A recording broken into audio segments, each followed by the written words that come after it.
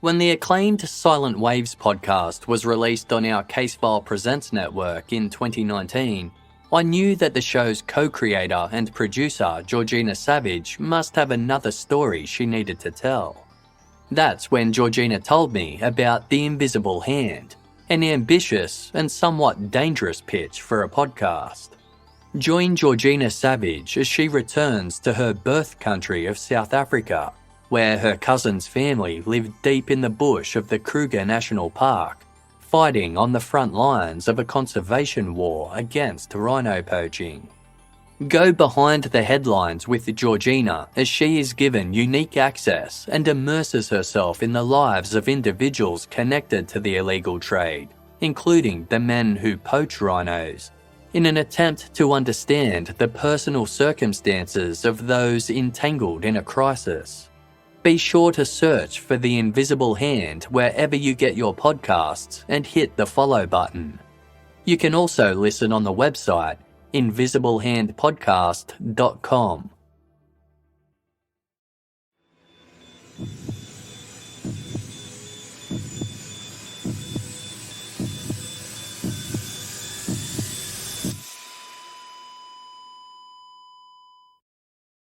The following episode was originally released as bonus content for our Patreon supporters. Starting this year, Patreon supporters receive a bonus episode every 4th week when there is a break on the main feed. These episodes are called Patreon Picks because patrons vote on which episodes should be released. They selected this episode you are about to hear.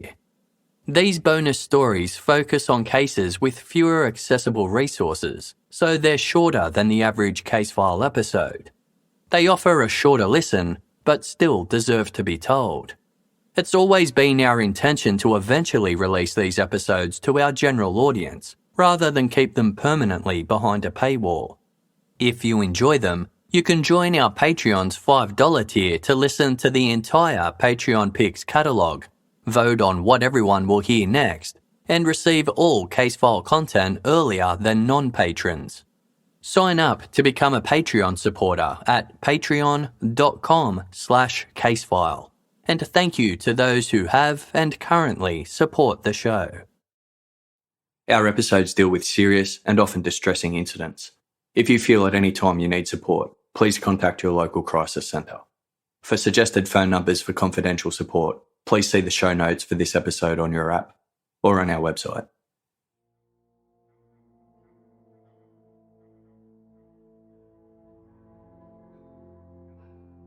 The Kuala Lumpur International Airport in the capital of Malaysia has been likened to a dizzying maze. Built on top of what was once agricultural land, it sprawls across 100 square kilometres and comprises multiple terminals, buildings and stories. From above, it resembles a giant letter X and was designed to reference Islamic geometry.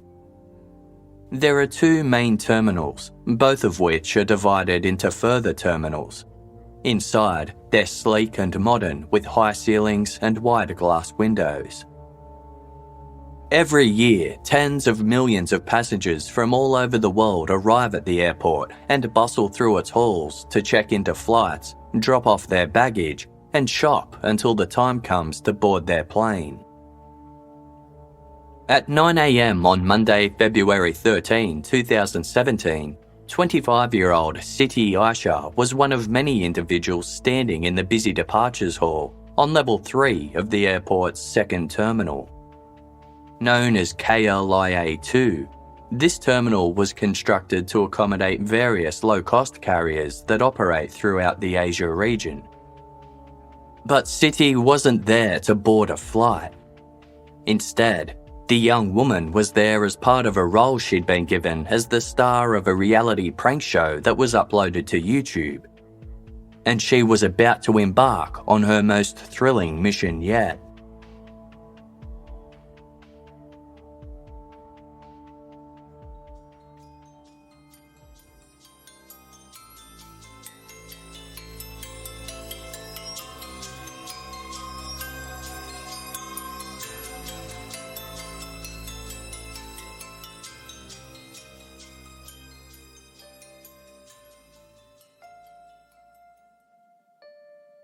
Siti Aisyah had relocated to Malaysia from her home country of Indonesia after the breakdown of her marriage.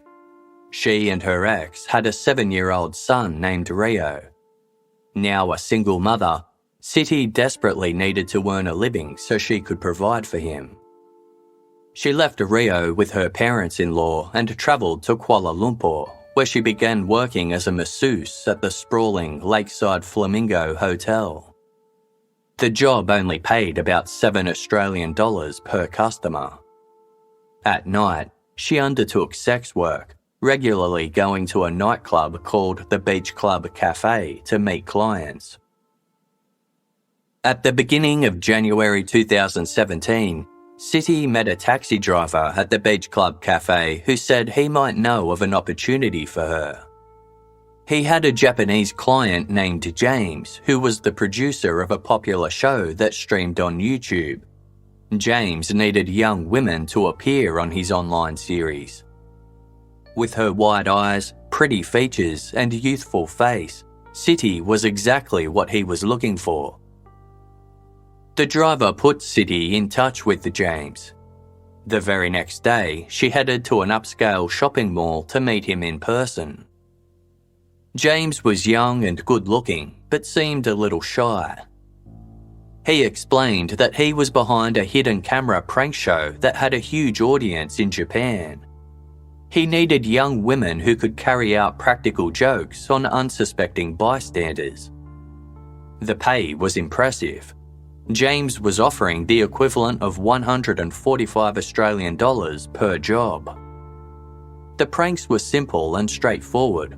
All Siti had to do was approach men at random, smear their faces with baby oil, quickly apologise, and walk away before they even registered what had happened. There wouldn't be any awkward confrontation afterwards, and she'd never have to see the person again. Siti thought the premise sounded absurd. What was so funny about rubbing oil on a stranger's face?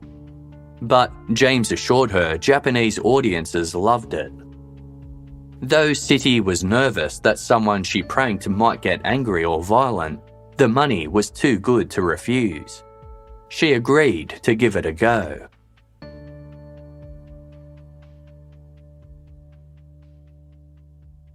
Right then and there, James took out a small bottle. He poured baby oil on Siti's hands before she nervously approached her first victim. James watched from a distance, filming the moment on his iPhone. Siti's heart raced as she walked right up to an oblivious stranger. She raised her hands, smeared the oil across his face, and walked away. When she faced no repercussions, Siti felt a huge surge of relief. She returned to James, who praised her work. With growing confidence, Siti approached 2 more victims. Both of these attempts went as smoothly as the first. James was impressed. He congratulated Siti on her efforts, telling her she'd done a great job and he'd be happy to hire her again if she was keen. She was. In just 15 minutes, she'd made 20 times the amount she was paid for each client at her regular job. Over the next few weeks, Siti met up with James at various shopping malls. They established a routine. James would apply baby oil or lotion to Siti's hands, then she would approach men from behind and rub their faces while James filmed her. James also had Siti play pranks at Kuala Lumpur International Airport. Its busy terminal swarmed with people, providing an abundance of potential victims. The work was easy, and over time, James increased her pay. Siti couldn't believe her luck. She gushed to her friends about how she'd landed on her feet after struggling for so long. Moreover, she found herself increasingly attracted to James, charmed by his handsome face and shy personality. He couldn't speak Indonesian and she couldn't understand Japanese, but the pair communicated to one another by using Google Translate on their smartphones. James told her he might be able to take her to the United States one day. Thrilled, Siti began daydreaming about the promising future unfurling before her. But before travelling to America with James, Siti was referred to another producer named Mr. Chang. He flew Siti out to Phnom Penh in Cambodia to carry out more pranks. Mr. Chang was stern and serious, which unsettled Siti. Despite this, she performed well. Mr. Chang was so impressed that he gifted Siti a $200 bonus. In fact, on Saturday, February 12, he told her that the team was so delighted with her work that they decided to task her with a very important job next time. One that could make her world famous. Happy and flush with cash, Siti celebrated her 25th birthday on Sunday, February 12 by throwing a party at a restaurant. She had already informed her friends of her good news. As they filmed a short clip of their celebrations on her phone, one of them cried out, "Siti is going to be a celebrity." Early the following morning, Siti met Mr. Chang at one of Kuala Lumpur Airport's cafes for her next job.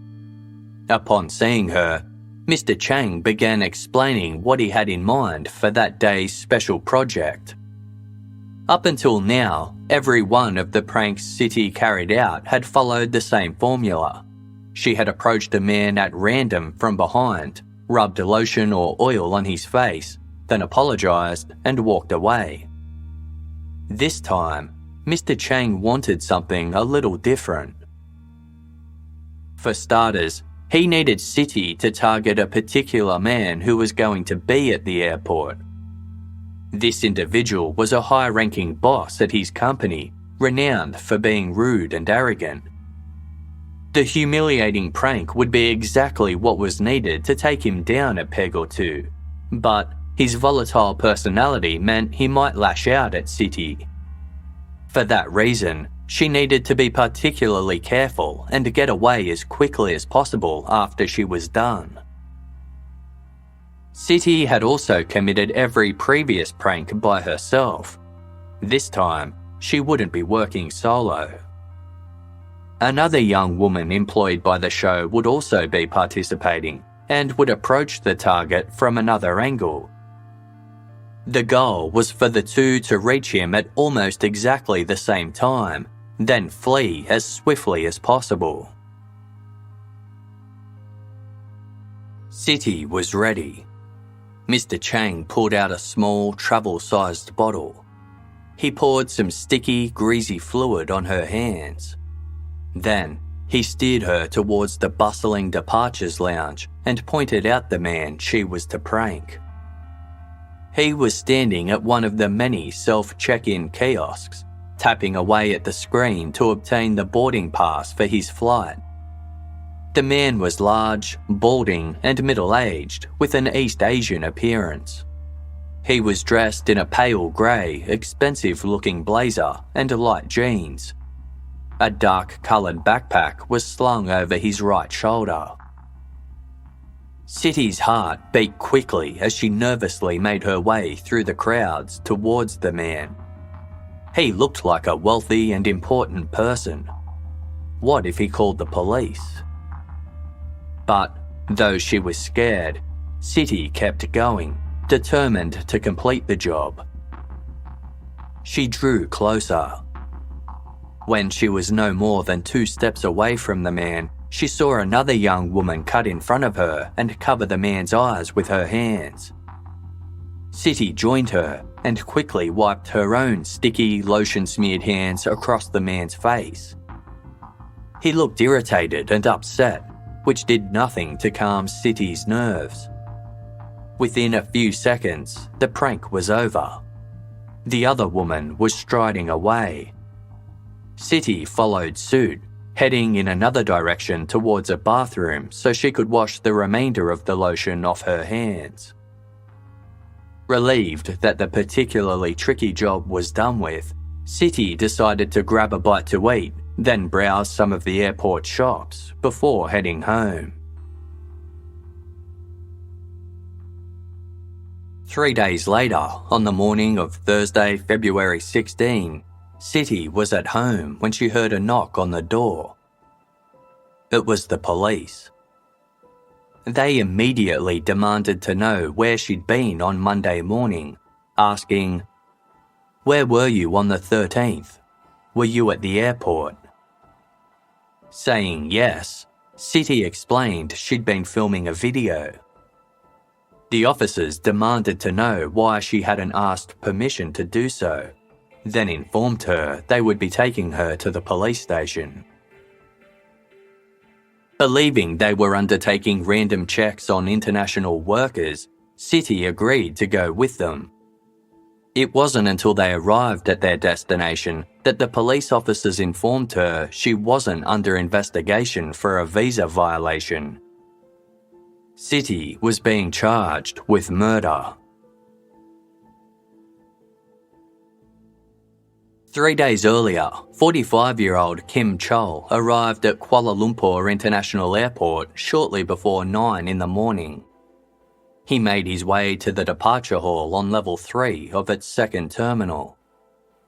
He had a seat booked on a 10:50 a.m. flight chartered by Aisyah, a low-cost airline headquartered in Malaysia. Chol was travelling to Macau, the territory on China's south coast where he lived. He was an avid traveller who often documented his adventures on his Facebook profile. He approached the departure board and paused for a moment to stare up at it, checking on the status of his flight. Then, Chol headed towards a cluster of tiny self-check-in kiosks, his backpack slung over his right shoulder. As he stood entering his details on the screen, he was suddenly accosted by 2 young women. They grabbed him and spread a strange, sticky substance across his face. By the time he realised what had happened, they'd disappeared. Dozens of other people were around, using the kiosks or pushing trolleys full of luggage towards security. None seemed to have noticed the strange attack. Chol was annoyed, but his irritation quickly transformed into terror. His eyes began to burn, pain seared his face, and he suddenly felt nauseatingly dizzy.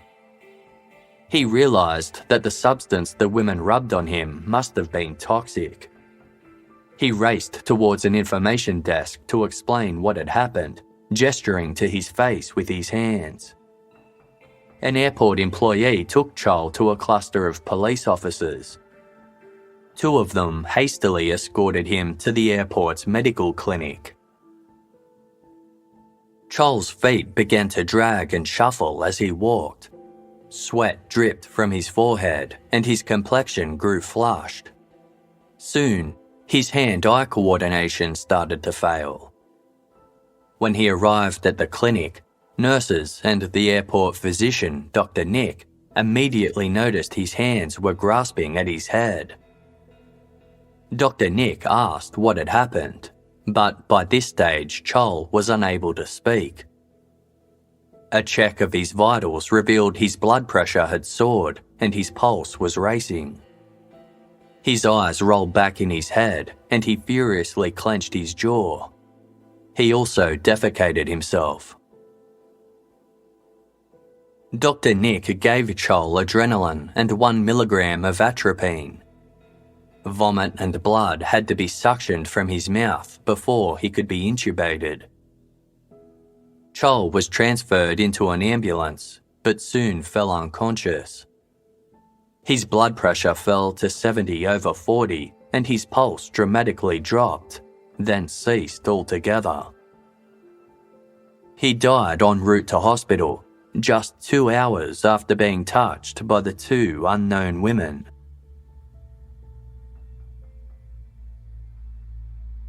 An autopsy revealed that a number of Chol's major organs, including his brain, liver, lungs and spleen, bore traces of poison. A toxicology report subsequently found traces of a nerve agent called VX on Chol's face, which had most likely been absorbed via his eyes. With a name derived from the title Venomous Agent X, VX is an oily, yellow-coloured liquid and the most toxic known nerve agent to date. It was developed for chemical warfare in the 1950s and later classified as a weapon of mass destruction by the United Nations. When inhaled or absorbed via an individual's skin, VX disrupts muscle function. It ultimately causes an excruciatingly painful death by asphyxiation. As little as 10 milligrams is enough to kill someone. Chol had received such a high dose of VX that his heart and lungs were affected almost immediately after the assault. The brutal death prompted an inevitable question.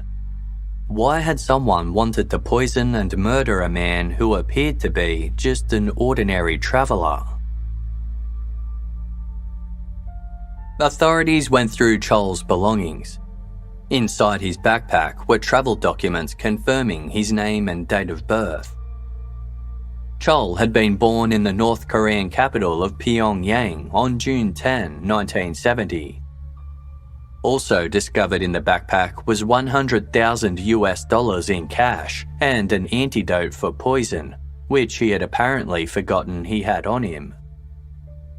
But Malaysian authorities already knew that the name Kim Chol was a pseudonym. The truth was, the man who had been publicly murdered in broad daylight at Kuala Lumpur International Airport was none other than the older half-brother of North Korea's authoritarian leader, Kim Jong-un. The isolationist communist nation of North Korea is notorious for its brutal regime and for having one of the worst human rights records in the world. Since its founding in 1948, 3 successive generations of the Kim family dynasty have ruled over the East Asian country, adopting the title of Supreme Leader. The first was Kim Il-sung. He was succeeded by his son Kim Jong-il, who ruled from 1994 until his death in 2011. Decades before he was elevated to Supreme Leader, Kim Jong-il became enamored with a popular North Korean film star by the name of Song Hye-rim. Although she was already married to a novelist with whom she had one daughter, Kim Jong-il forced her to divorce her husband and become his concubine. 3 years later, on May 10, 1971, Song Hye-rim gave birth to Kim Jong-il's first child, a boy named Kim Jong-nam. His existence was initially kept secret, but his father pampered and doted on him, telling Jong-nam he would one day lead his country. Eventually, Song Hye-rim fell out of favour with Kim Jong-il, and he had her exiled to Russia.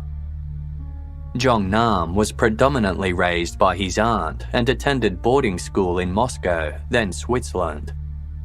His father began a relationship with a dancer with whom he had 2 more sons in the early 1980s. One of these, Kim Jong-un, later usurped Jong-nam as their father's favourite, and upon their father's death in 2011, it was Kim Jong-un who became Supreme Leader.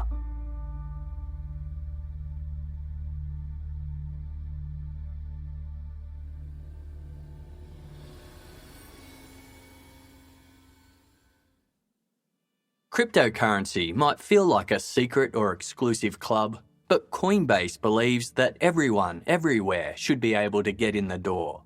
Whether you've been trading for years or just getting started, Coinbase can help. Coinbase offers a trusted and easy-to-use platform to buy, sell, and spend cryptocurrency. They support the most popular digital currencies on the market and make them accessible to everyone.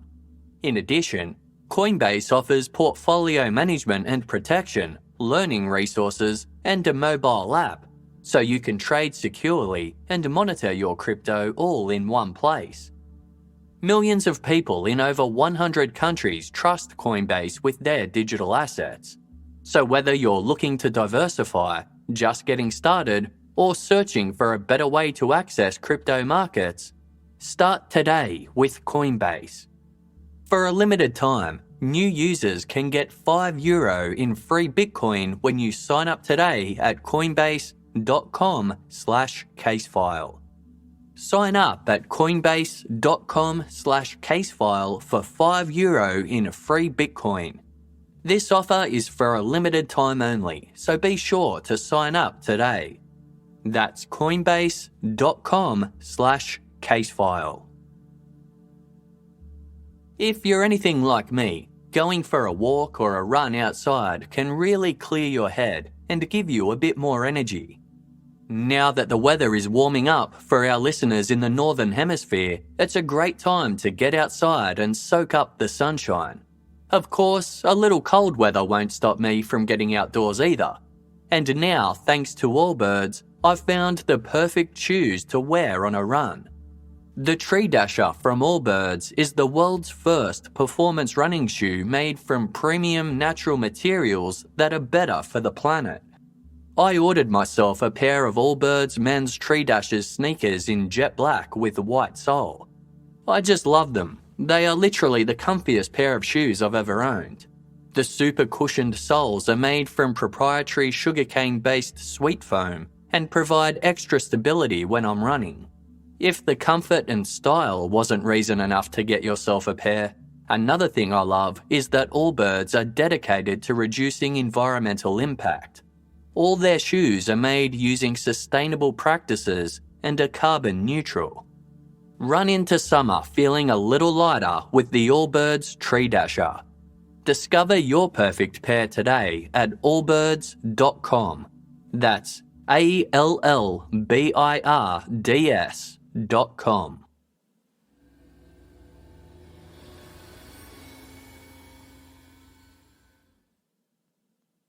Malaysian and South Korean news media broke the story of Kim Jong-nam's brazen murder. Suspicions were quick to fall upon his half-brother, North Korea's supreme leader. One South Korean politician described the killing as a naked example of Kim Jong-un's reign of terror. North Korea angrily refuted the claim, insisting the victim was a citizen by the name of Kim Chol, who had simply died of natural causes. They accused South Korea of convincing Malaysia to help them besmirch the country's reputation. The North Korean ambassador to Malaysia protested against an autopsy being conducted on the victim's body, but was ignored. In order to confirm the identification, Malaysian officials obtained a DNA sample from Kim Jong-nam's 22-year-old son for comparison. It was a perfect match. Those familiar with North Korean politics knew that Kim Jong-nam had long been at odds with the rest of his family. As a teenager, he'd borne witness to a number of public executions. Friends said he struggled with the brutality, and he left North Korea for a time to live in China. But the final straw came in 2001, when the now 30-year-old Jong-nam attempted to enter Japan using a false passport from the Dominican Republic. He claimed that he'd wanted to visit Tokyo Disneyland. The incident enraged the Kim family, who felt he'd disgraced and humiliated them on the international stage, and 2 years later, he was exiled from North Korea. Friends who knew Jong-nam have said he was critical of his father's regime, in particular its extreme militarization. Though he became estranged from his family, Jong-nam continued to make money for them via an international business network. Some of these funds were also used to support his playboy lifestyle. He based himself in the Chinese territory of Macau, but frequently travelled to Malaysia, Singapore, Shanghai, and Europe. He took happy snaps of his adventures and shared them on a Facebook profile he operated under the pseudonym Kim Chol. The majority of his posts were public, making them visible to anyone who cared to view his page. In 2011, his father died. Jong-nam's younger brother, Kim Jong-un, assumed the role of North Korea's great successor, even though he was still in his 20s. Jong-nam outwardly accepted his brother's rise to power. However, in a series of emails he sent to Japanese journalist Yoji Gormi, he declared Kim Jong-un was too inexperienced to lead, and the country was in dire need of reforms. When Yoji Gormi published these emails, Kim Jong-un became enraged.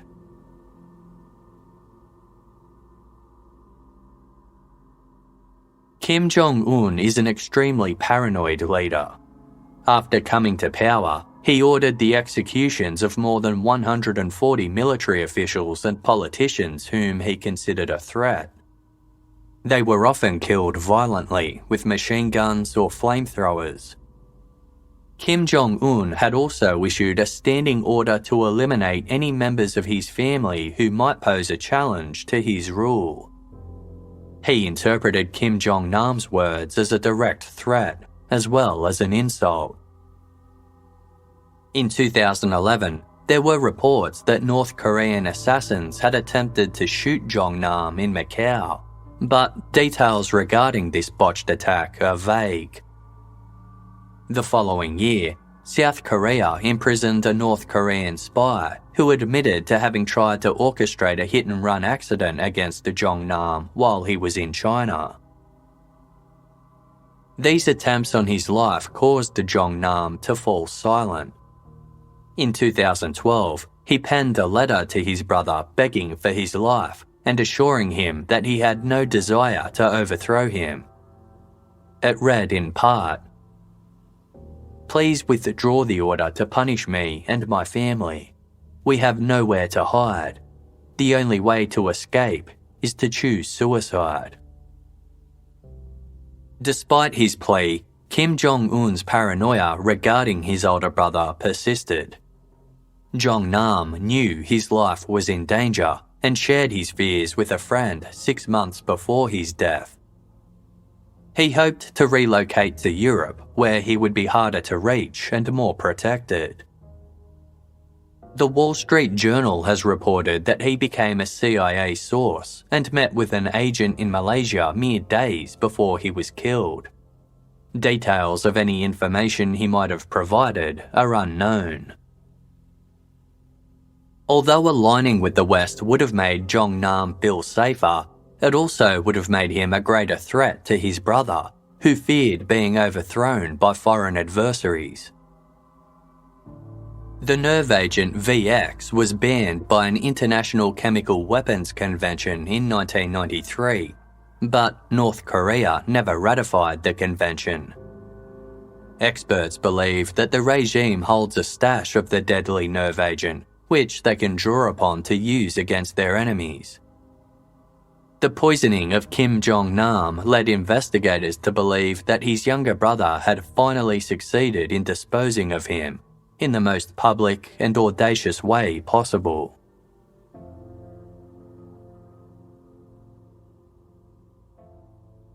When Siti Aisyah realised that she was being charged with murder, she was shocked and distraught. She claimed to have no idea who Kim Jong-nam was, or that she'd done anything other than play a harmless prank. Although she did recall that she had gotten sick after leaving the airport. She'd caught a taxi home and had vomited in the cab. Investigators suspected this was due to traces of VX on her skin. The fact that she'd immediately washed her hands after assaulting Jong-nam had undoubtedly prevented anything worse from happening. Police had identified Siti from CCTV footage that captured the entire attack. Cameras had filmed Kim Jong-nam as he ambled through the airport and made his way to the check-in kiosks. They also caught the moment that 2 young women flanked him from either side, grabbed his face, and rubbed their hands over it. Both perpetrators strolled away at an easy pace, each heading to a separate bathroom. Close-up footage of the second woman revealed that she had dark, shoulder-length hair with a fringe and was wearing a white, long-sleeved top with the acronym LOL printed on it in bold black letters. Police managed to identify her as a 28-year-old Vietnamese woman named Doan Huong and arrested her the day before they tracked down Siti. In late December 2016, Huong had been living in Hanoi when she heard about an interesting-sounding job. A friend of hers who ran a restaurant had met a man in his early 30s named Lee, who was scouting for actresses. Lee had asked if she knew anyone, and Huong's friend immediately thought of her. Huong had always loved acting and dreamed of becoming famous. She'd appeared on the television talent show Vietnam Idol, as well as some Vietnamese prank shows, and had worked as a model. She met up with Lee, and he explained he was making undercover prank videos that took place at airports. All she had to do was pour liquid on strangers as a joke, then walk away. Huong had happily accepted. Malaysian police were dubious about the women's claims that they'd been duped. They suspected the two were trained assassins who knew exactly what they were doing, and now the hunt was on for the North Korean operatives who helped them orchestrate the attack. The case's lead investigator spoke with Malaysian intelligence officials and was given the names of 5 North Korean nationals, the youngest of whom was a 30-year-old named Ri U. Checking on Siti's phone, they found a video she had filmed outside a shopping mall some weeks earlier. She was with James, and he was talking her through a prank she had to complete. She scanned her phone across her surroundings, filming tall palm trees and skyscrapers before focusing on James. When he realised he was being filmed, he raised a hand to the camera lens and snapped, "Turn off." But she had still managed to get a clear shot of his face. Investigators were certain James was really Ri U. The other 4 operatives included 34-year-old Hong Song Hak, who had posed as Mr. Chang, 33-year-old Ri Huan, who had called himself Lee and worked with Vietnamese suspect Doan Huong, and 2 men in their 50s. CCTV footage from Kuala Lumpur Airport proved that these 4 men were present at the time of the murder. One seemed to be overseeing the operation and stood at a short distance behind Kim Jong-nam as he studied an arrivals and departures board. Another casually strolled past the airport's medical clinic, pulling a small suitcase alongside him, just as Jong-nam was ushered inside for treatment. By the time they had been identified, all of the men had successfully escaped, either by flying out of the country on the day of the murder or sheltering at the North Korean embassy where Malaysian authorities couldn't reach them. That left Siti Aisyah and Doan Huong as the only suspects to face criminal charges. Both women were ordered to stand trial for murder. If convicted, they would face a mandatory death penalty. The trial began in October 2017. In August of the following year, the judge ruled that there was enough evidence for Siti and Huong to answer for the crime. He was dubious of the defence's argument that both women were naive pawns who believed they were part of a reality prank show. He pointed out there had never been a camera crew, and their supposed pranks never involved explaining the joke to their victims, something commonly seen on such programs. The judge also found their behaviour suspicious, such as the way both immediately went to separate bathrooms to clean the remnants of VX from their hands. He ultimately described the murder as a well-planned conspiracy between the 2 women and the Korean men still at large. While Siti began sobbing upon hearing the ruling, Huong remained stoic and straight-faced. They would have to wait up to another 6 months before they would be able to take the stand in their defense. Siti was terrified of being found guilty, which would certainly result in her execution. As she waited in prison, her physical and mental health deteriorated. She struggled to eat and wept constantly. Her greatest fear was that she would never see her son Rio again. Then, in March 2019, there was a shock announcement. The murder charge against her was being dropped. The unexpected decision was made after the Indonesian government made a plea for Siti's release to Malaysia's Attorney General. No reason for the release was given by the Malaysian government. Crowds gathered to celebrate the decision in the rural town where Siti grew up. Within days, she was flown back to Indonesia. Upon seeing Rio, Siti was stunned to see how tall he'd grown in the 2 years they'd been apart. The two embraced each other fiercely. Now the sole individual facing charges, Doan Huong grew distraught.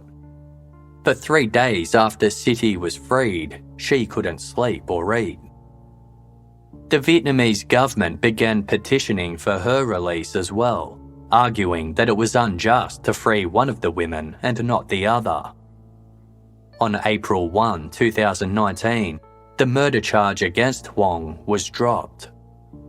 A deal was struck in which she pleaded guilty to voluntary causing hurt by dangerous weapons or means and was released 1 month later. The individuals suspected of planning Kim Jong-nam's assassination and coaxing the 2 women into carrying it out have never been arrested.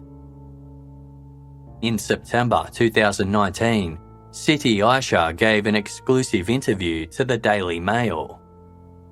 Although she acknowledged that James had lied to her, she noted that in a roundabout way his promise of making her a celebrity had come true, stating, "Who would imagine that someone like me, who only went to primary school, could become world famous?"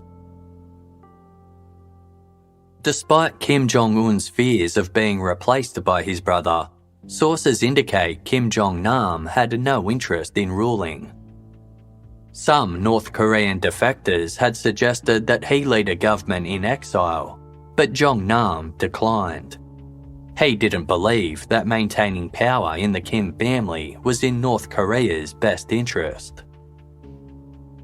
Several days before his death, Jong-nam had reached out to an old school friend from Switzerland, letting him know he planned to return to Geneva within the week. He was tired of doing business for North Korea, a task which had become increasingly difficult thanks to his hostile relationship with his half-brother. Jong-nam planned to surrender his North Korean citizenship and relocate to Europe, where he felt safer and could embark on a fresh start.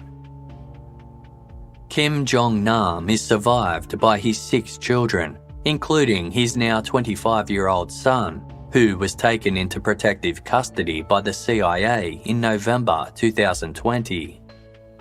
His whereabouts are unknown.